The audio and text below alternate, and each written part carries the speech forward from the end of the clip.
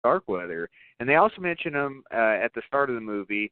There's this documentary that they're playing on the TV that's kind of like the type of thing you would see now, where they're talking about, um, these real life murders. And so Dee Wallace kind of plays the Caril Ann Fugate character in the movie, and it doesn't exactly go, the way that you would expect. So we'll get into the Frighteners one of these days. But as far as the Starkweather Fugate story, it's just an interesting story. And I mentioned this at the start, and I mentioned it again. Charles Starkweather, he wasn't the most interesting thing about this story. It was the entire drama of the whole thing and the way it unfolded. Because I've always told you, Vic, spree killers and, mass murder, or mass gunmen, like guys like that, they don't really interest me that much. We've always been interested in like serial killers on the show because there takes a little bit of tact and things to get away with. I mean, this all lasted, other than the murder at the gas station, just over the span of a few days, and then he was caught because it was just too hot of a situation. I mean, everybody knew who the hell they were looking for at that point. But we'll get more into Starkweather next week, again, like I said. So, Vic, now that we've done an hour and 45 minutes on Caril Ann Fugate, and we've kicked off the Starkweather saga here, I guess I should ask you, man, your vacation's kicked off. Have you gotten to watch any movies, TV shows? Where have your horror adventures taken you lately? No, man, I haven't got to do anything yet. Well, hell, my vacation's not officially started because I got to work tomorrow now. Have you heard of the movie Mom and Dad by chance with Nicolas Cage? I have not, because Nicolas Cage has done a lot of weird things, and I haven't heard of all of them. Yeah. It was recorded it was filmed in Louisville this past year, and it just came out. Angie, Angie, my cashier, my morning cashier, she's actually in it. So really, I'm going to rent that. I'm going to rent that soon and watch it. Yeah, it looks like it's kind of like a zombie comedy. It looks like I watched the preview last night on Fire Stick, and it's up there for rent for $6.99. So I'm going to check it out, and I told her I'd watch it, and I'd talk about it on the podcast. So maybe next week I can discuss it a little bit after I check it out. Yeah, after part 2 of the Starkweather saga, the 2 weeks of Starkweather, we've been advertising the hell out of it. So, man, I tell you what, this is one of those where I guess I had a lot of warning that we were going to do the Starkweather shows, and so, I mean, that's kind of all I've thought about for like a month, it feels like. That and one other thing, and I'll get into that with you now. Okay, so last week we talked to Peter Watts, author of The Things, the short story written from the perspective of, the alien in the movie The Thing. It's based completely on the movie, not so much on, like, the short story or anything. So, talked to him last week. He was awesome. He, gave us 30 solid minutes, and it was just interesting from start to finish. Dude is way too smart for me, let me just say. I do my best to be smart. He blew me away. He's a biologist. He's just smarter than me, and I'm intimidated by it. And hopefully that doesn't come off too horribly. And I was like on 2 hours of sleep because the night before was a long night. But because it was inventory. Remember that, Vic? Oh, yeah, I do remember that. 2 straight days of inventory for me. I know you went through a few as well. But, so, in preparation for The Things, what I did. I watched The Thing, and I listened to The Thing's audiobook repeatedly, of course. But I also watched something else that I never knew for sure had a connection to The Thing, and that was The Hateful Eight. Now, this was something that I'd been wanting to talk about for a while, and I know I talked to you about it face-to-face, but The Hateful Eight, okay, it's a Tarantino movie. I'd watched it last year sometime, and I remember watching the movie and thinking, this movie, there's a lot of weird connections to The Thing. That hat that guy's wearing looks like the hat that Kurt Russell was wearing at one point in The Thing. That music sounds like it's from The Thing. And there's just all sorts of things that reminded me of The Thing. John Carpenter's The Thing, obviously. Then I look at the IMDb page, and granted, understand that when I saw it last year, there was an IMDb page, but there wasn't a lot of trivia on there.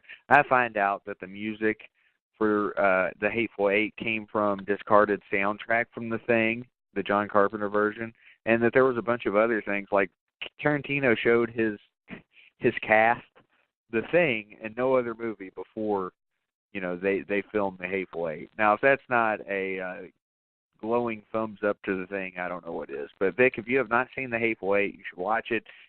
It's jumped to top 3 or 4 of my Tarantino movies. I like it that much. Awesome. Yeah, I definitely need to check it out. I've never seen it for some reason. Yeah, it's really good.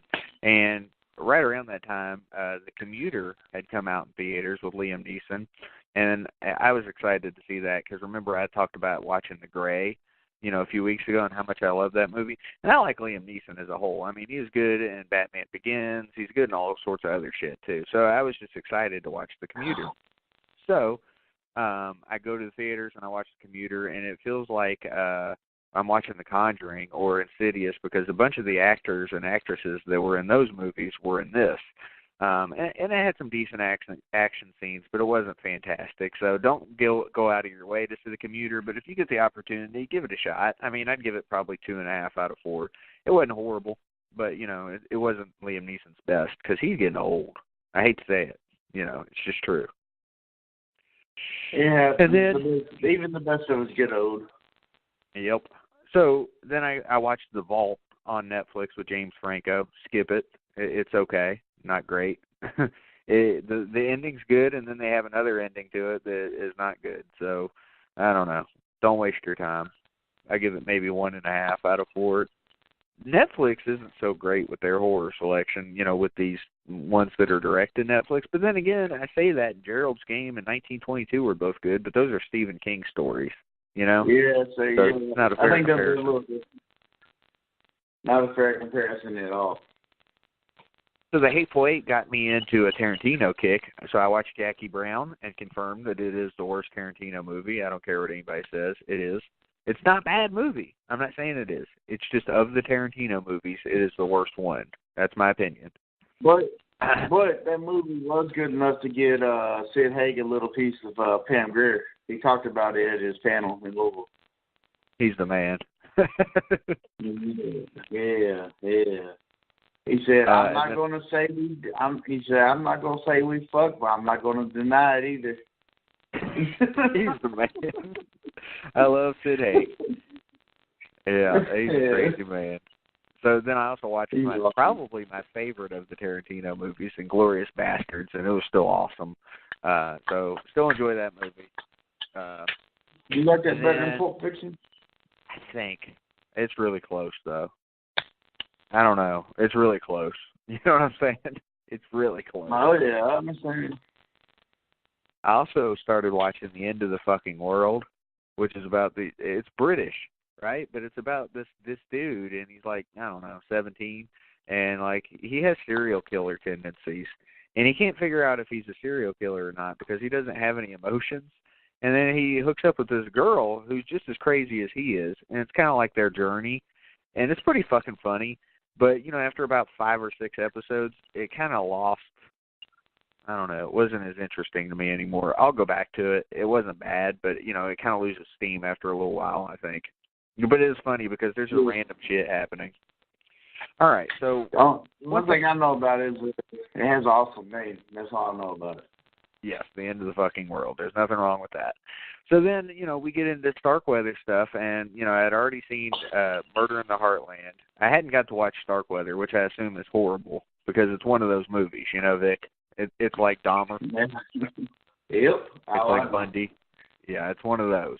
So I haven't gotten to watch that. I mean, I would if I had the chance. I just assume it's not good. So I watched The Frighteners, of course, and it just amazes me how awesome that is, as far as them quoting serial killers and stuff, and him saying stuff like, oh, Gacy, that puts me 8 ahead of Gacy and 3 behind Bundy. Oh, Ted's going to throw a fit whenever he sees what I did, that type of thing. It's just good connections to serial killers.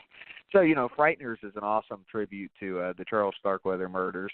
And then I get into Natural Born Killers, which also is a huge, it draws a huge influence from the Starkweather murders, again, but it just fucking takes everything from the Starkweather murders and turns it up tenfold. Vic, I can see why you enjoyed that movie on acid. I mean, I always thought so whenever you told me that, but I'd only seen it once. That movie with the colors and everything associated with it, absolutely, I can totally understand. Now, granted, I've never used acid, but I got to assume you'd be tripping balls on this. Yeah, so good, man. And that movie is the movie that taught me that you always have to leave a witness so they can tell your story. You know what I'm saying? Yes, unless it's a fat Asian guy and there was nobody around anyway. So. Yeah, exactly. That's like the one thing I took away from the movie and carried it with me. Always leave a witness. I think Tommy Lee Jones was my favorite part of that movie.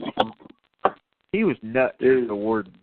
He was nuts. Yeah, and Robert Downey Jr. was great too. Woody is so good in that movie though, dude. Yes. But I'm telling you, I like Tommy Lee Jones the best. He was fucking crazy in that movie. He just went nuts. Plus, Ice Cube and Dr. Dre killed that song, man. Yes, that's the best song.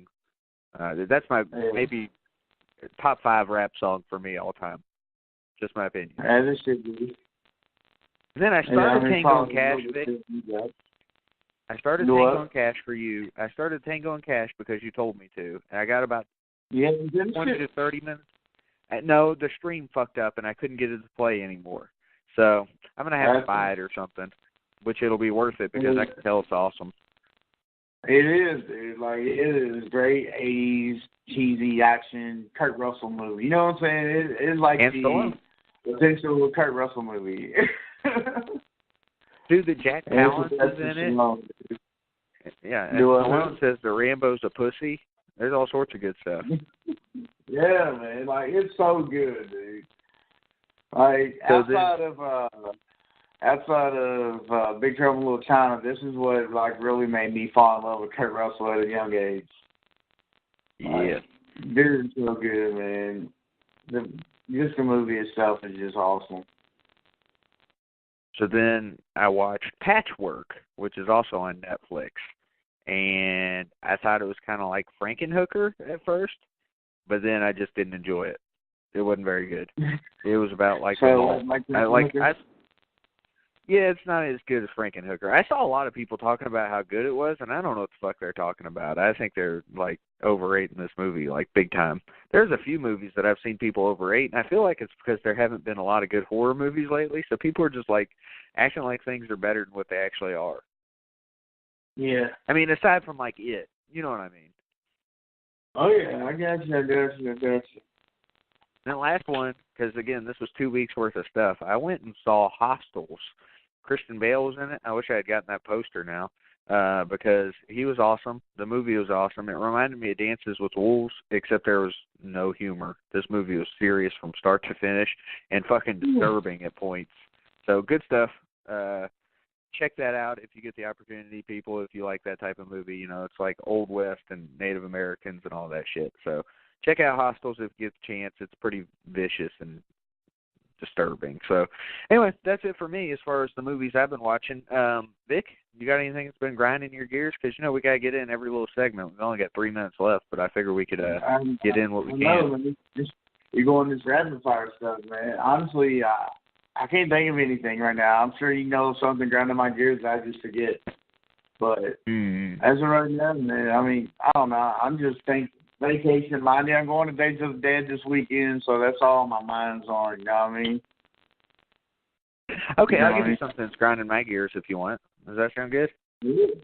Yeah. Now I'm gonna talk to Jeff Simmons next week about this. Okay, but there's a character in his book called Oral Hackworth because I think part of it is fictional, and then the Starkweather part of it's obviously nonfiction. It's telling the story, just the facts.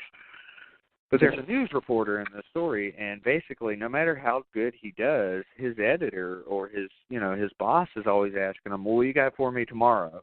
And that's kind of how I feel about my job. It doesn't matter how fucking good I do one day. It's always, "What have you done for me lately?" What you know what I'm saying? What are you gonna do tomorrow?